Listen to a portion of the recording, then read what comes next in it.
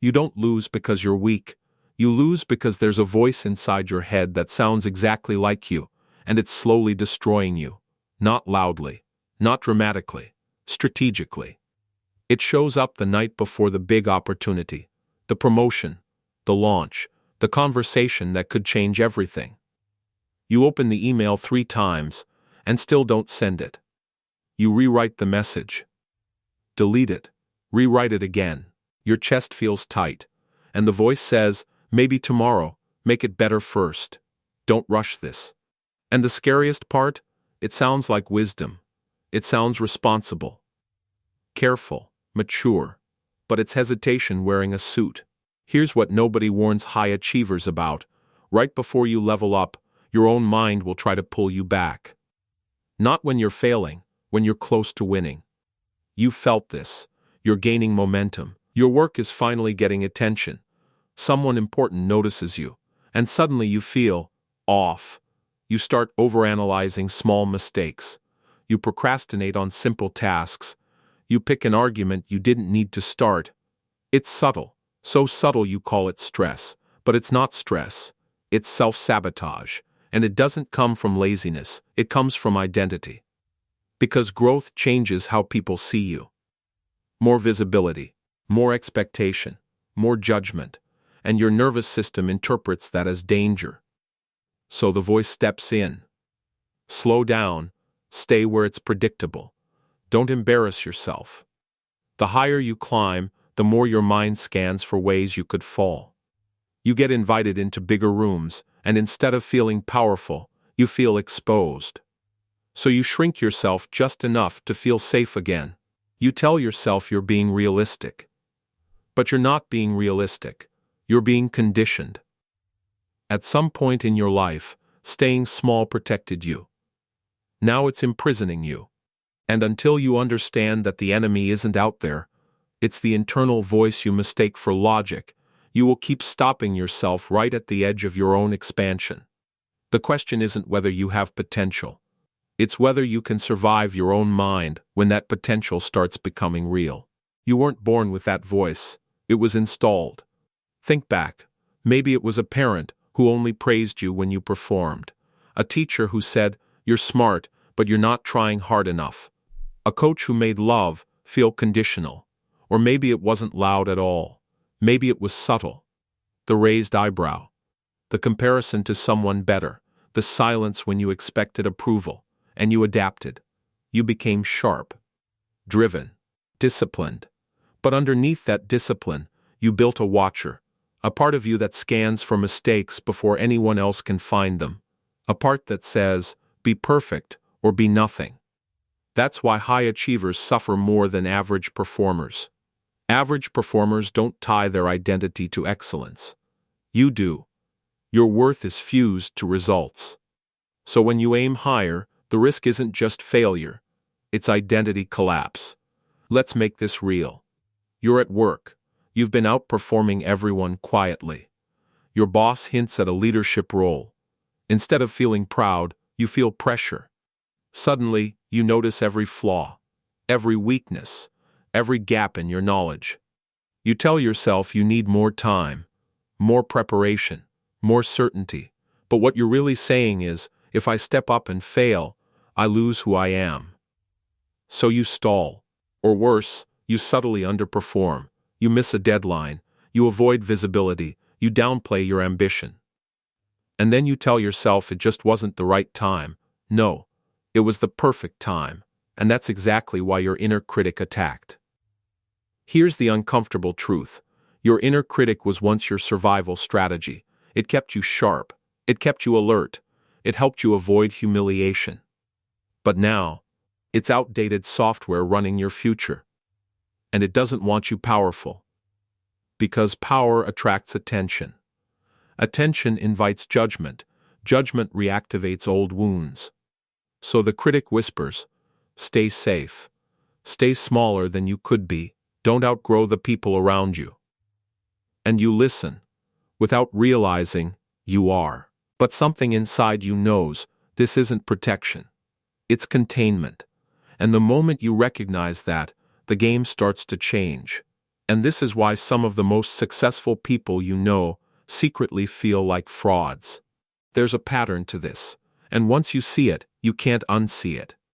Every time you approach expansion, a new level of income, influence, intimacy, visibility, your inner critic doesn't scream. It calculates. First, it reminds you of your past mistakes. Remember when you embarrassed yourself? Remember when you trusted the wrong person? Remember when you failed? Then it predicts a future disaster. If you try again, it'll be worse. If you succeed, people will expect more.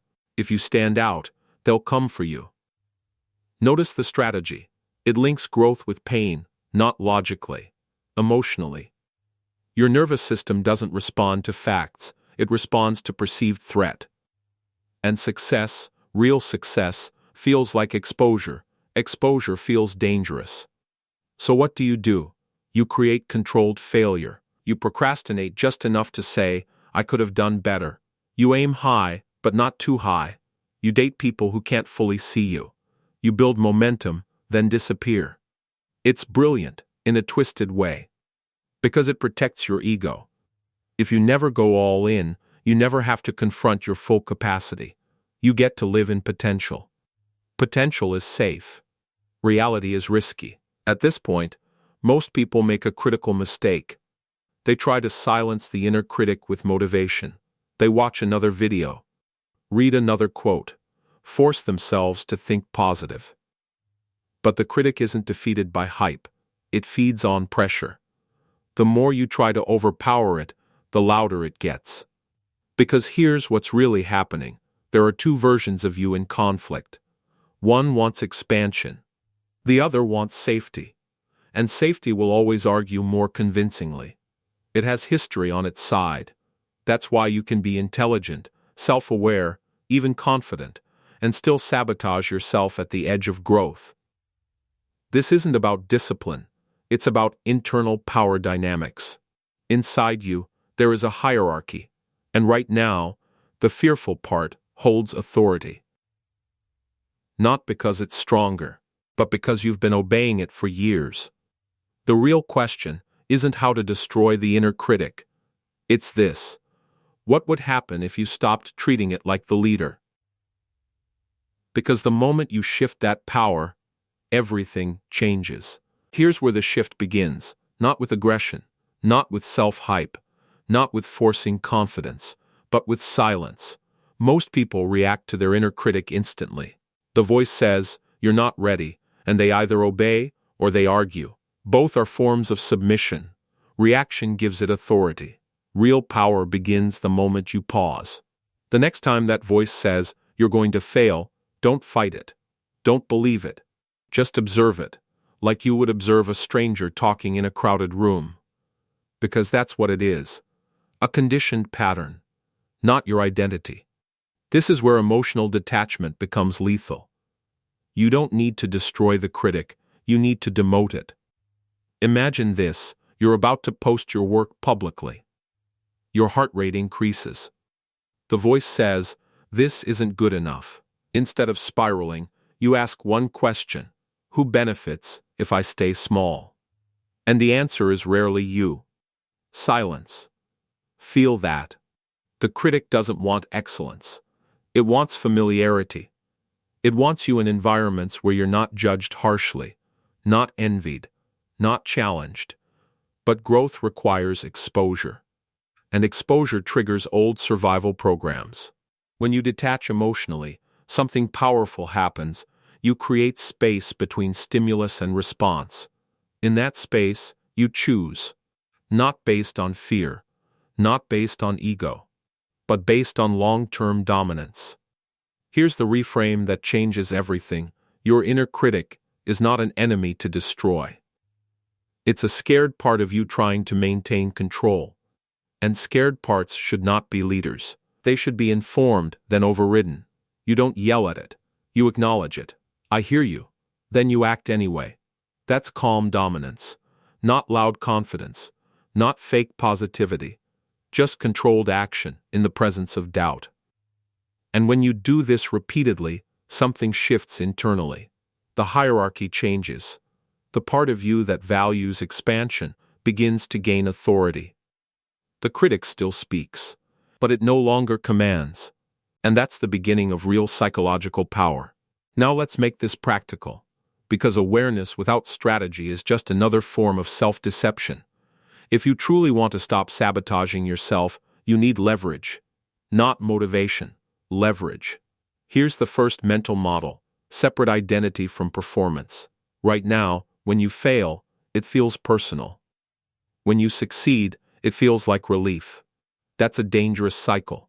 Instead, start seeing every action as data. You launch something and it underperforms, data. You speak up and it feels awkward, data. You try and miss, data. When you remove identity from outcome, the critic loses its sharpest weapon, shame. Shame is what keeps you frozen. Without shame, failure becomes neutral, and neutral events don't trigger self-sabotage. Second strategy: move before you feel ready. High achievers wait for internal alignment. They want clarity, certainty, confidence. But confidence is not a prerequisite for action. It's a byproduct. If you wait to feel fearless, you'll stay still forever. Instead, use a rule: if it scares you and aligns with your long-term vision, move toward it, not recklessly, strategically. Fear is often a signal of expansion, not danger. Third, control your exposure. Don't announce your goals too early. Don't seek validation before execution. The more you talk, the more pressure you create. Pressure feeds the critic. Operate quietly, build privately. Reveal results, not intentions. Silence is psychological armor. And here's the twist most people miss: self-sabotage often happens after success. You hit a milestone. Instead of stabilizing, you self-destruct, overspend, overcommit, pick unnecessary conflicts. Why? Because your internal identity hasn't caught up to your external growth. So upgrade it deliberately. Start asking, what does the next level version of me tolerate?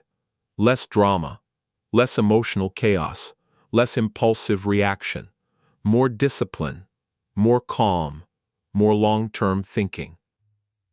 You are not trying to eliminate fear. You're training yourself to act above it. That's the shift, from emotional reaction to strategic response. And once that becomes your default, you stop fighting yourself. You start leading yourself.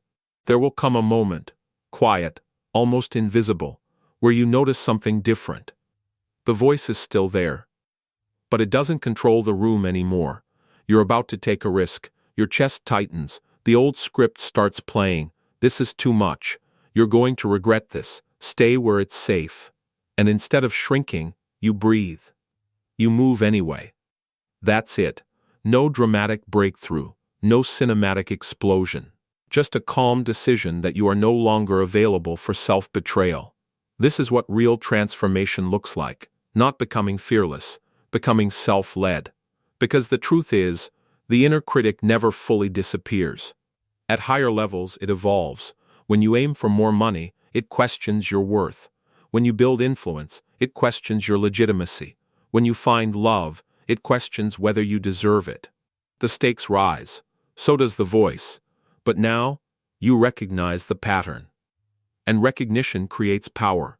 You stop interpreting anxiety as a stop sign. You see it as the cost of expansion. You stop trying to feel worthy before acting worthy. You act, and let worthiness catch up. This is the identity shift. You are no longer the person trying to silence doubt. You are the person who operates despite it. Calm, measured, strategic. You don't over-explain yourself anymore. You don't announce every move. You don't seek reassurance before stepping forward. You trust your long-term direction more than your short-term emotions. That's dominance, not over others, over yourself. And when you master that, external manipulation weakens. Workplace politics lose their grip. Toxic dynamics become obvious. Narcissistic personalities stop intimidating you. Because the only voice that ever truly controlled you was internal. Save yourself. Not by becoming someone new, but by reclaiming authority over the mind you already have. And if this resonated, if you felt exposed, seen, maybe even challenged, then you're exactly the kind of person this channel was built for. Stay sharp, stay self-led, and I'll see you in the next one.